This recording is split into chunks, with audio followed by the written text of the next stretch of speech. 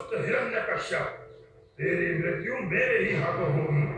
मेरे वरदान के अनुसार ना ही मैं नर हूँ, ना ही कोई जानवर, ना ही ऋषा, आप ये क्या देख रहे हो? और ना ही रात हुई है। हिरण्यकश्यप स्टोरी। अच्छा, आपने पूरी स्टोरी देख ली? हाँ। आप हमें सुनाएंगे स्टोरी? हाँ। सुनाइए।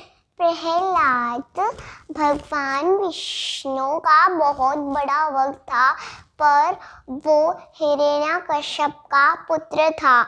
बल्कि विष्णु जी उसके पास नहीं थे, बट वो उनकी पूजा करता रहता था। बट उनके पिता बोलते थे, नहीं आप मत करो, मुझे उनसे बहुत नफरत है। तो फिर वो कहता था, नहीं मैं करूँगा।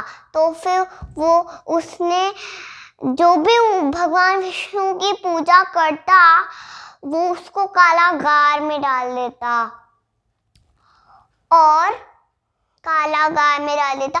एक दिन उसने क्या किया, अपने पुत्र को कारागार में डाल दिया। तो फिर उस पे बहुत सारा ट्राई करके देखा, पूरा खाई में भी फेंक के देखा, तो फिर उसको कुछ नहीं हुआ। भगवान विष्णु के प्रसाद मतलब कि आशीर्वाद से।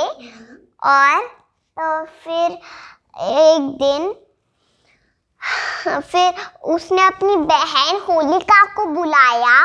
तो फिर उसने हिरण्यकश्यप ने अपनी बहन होलिका से कहा कि तुम मतलब कि प्रहलाद को अपनी गोद में बैठकर जला दोगी।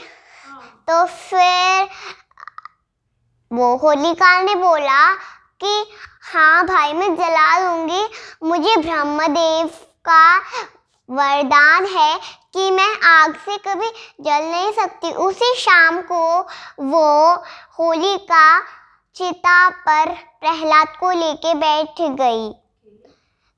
फिर वो एक कपड़ा ओढ़कर बैठ गई, जिससे उसके कुछ नहीं होगा, वो जलेगी भी नहीं। तो फिर वो भगवान विष्णु की कृपा से प्रहलाद के सिर पे आ गया। तो फिर उस थोड़ी देर बाद होलिका को जलने का एहसास हुआ। तो फिर वो होलिका जल गई। तो फिर पूरे जिस लकड़ी पे वो बैठे थे वो भी पूरी जल गई। जैसा